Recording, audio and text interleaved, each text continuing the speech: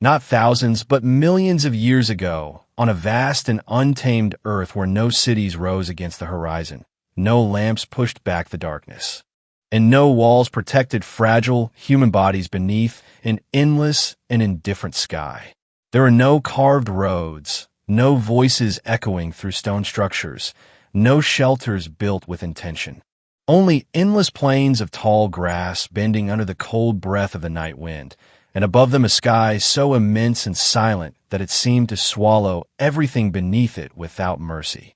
The air was thick with dampness and drifting cold, sliding across wet soil where every shadow carried danger and where life moved in every direction. In the rustling grass, in distant trees, in unseen predators watching patiently, yet none of it belonged to humans. Behind a cluster of bushes, something shifts with quiet precision. Pairs of glowing eyes hover in the darkness, reflecting faint starlight as they study their prey, waiting for weakness. Far across the plain, the deep roar of a predator rolls like distant thunder, vibrating through the ground and settling deep into the bones of those who hear it. In this ancient wilderness, a small group of early humans sits pressed together in uneasy silence, their breathing shallow, their muscles tense, their eyes scanning the darkness with restless fear. These are Homo erectus, not yet fully human as we understand ourselves today, but no longer merely animals guided only by instinct. They exist at a fragile boundary in time, balanced on the edge of evolutionary transformation, suspended between vulnerability and awakening. The day belongs to them. When sunlight fills the plains, they search for food, craft simple tools from stone, and cautiously explore unfamiliar ground. But when the sun disappears beyond the horizon, the world shifts completely. The night belongs to the predators, and surviving each night is never guaranteed. It is earned through endurance, alertness, and luck. Fire had always existed long before humans understood it or imagined that it could serve them. Before Earth fully formed, stars burned violently in space. Volcanoes tore open the crust. Lightning split the sky. Forests erupted into flame. Fire meant destruction. It meant the loss of shelter, food, and habitat. To early humans, fire was a terrifying mystery unfolding before their eyes. They watched trees collapse into embers. They watched animals flee in panic. They watched smoke rise toward the sky, thick and suffocating. Fire seemed powerful beyond control, impossible to predict or understand. Yet within destruction lies transformation, waiting for courage. Imagine a violent storm sweeping across the plains. Thunder cracks the sky. Lightning strikes a dry tree, igniting it into flame that climbs upward with unstoppable force. Animals scatter. Humans run too, but perhaps one does not run far. Perhaps one turns back, curiosity beginning to challenge fear. Near the flames, the air feels warmer. Predators hesitate at the edge of the light, uncertain and cautious. Within chaos, there's protection. Slowly, cautiously, he steps closer and nudges the burning wood with a long branch. The heat burns his skin. He pulls back instinctively, but he observes. Days later, when the wildfire weakens and only scattered flames remain, perhaps they approach again and lift a smoldering branch, carrying it carefully to their shelter as if carrying something precious. This is not mastery. It is observation. And observation is the first step toward knowledge.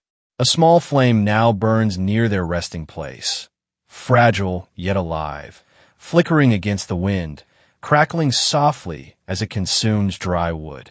To create fire is one thing. To sustain it is another. If it dies, it may not return for months. So they gather dry branches from distant ground. They protect glowing embers from wind and rain. They take turns guarding it through the long night. For the first time, responsibility emerges, not just survival in the moment, but protection of something essential for tomorrow. To protect fire is to protect warmth, safety, and nourishment.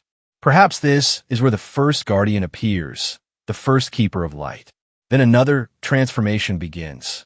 Raw meat is tough and difficult to digest, providing limited usable energy. One day, someone places meat near the fire, allowing the heat to slowly change it. It softens. The smell changes. Digestion becomes easier. The human brain, though only 2% of body weight, consumes nearly 20% of the body's energy.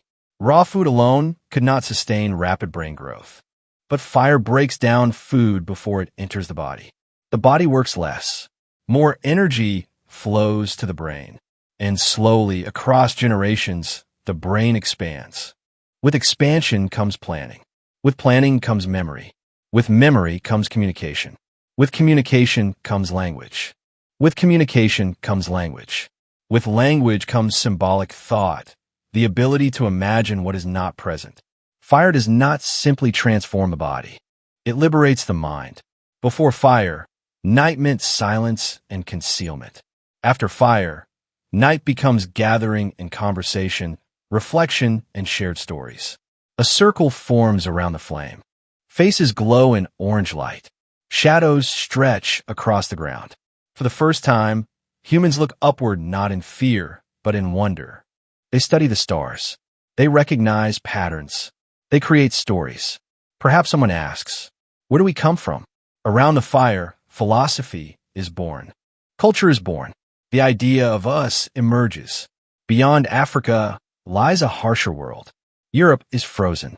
Asia stretches into cold plains shaped by relentless winds.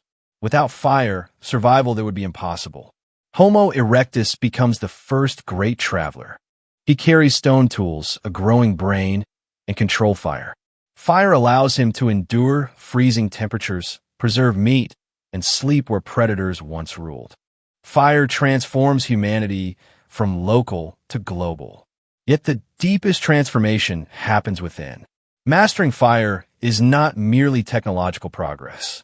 It is psychological rebellion. It is the first declaration that humans are not helpless against nature. From that declaration will come the first weapon, the first cultivated field, the first settlement, the first city, the first factory, the first rocket. At the root of every revolution lies that first spark. Today, when you ignite a stove, strike a lighter, or switch on a light, you participate in the legacy of that ancient flame. If humans had chosen only fear, if they had seen fire only as destruction, we might never have crossed continents or reached the stars. Fire did not merely warm our bodies. It changed our destiny. It taught us that instead of fleeing from nature, we could observe it, understand it, and harness it. And once humans began to understand, they began to reshape the world. The journey from fear to power began with that trembling flame. And even now, every light we create, every engine we ignite, every spacecraft we launch, still carries within it the memory of that first spark,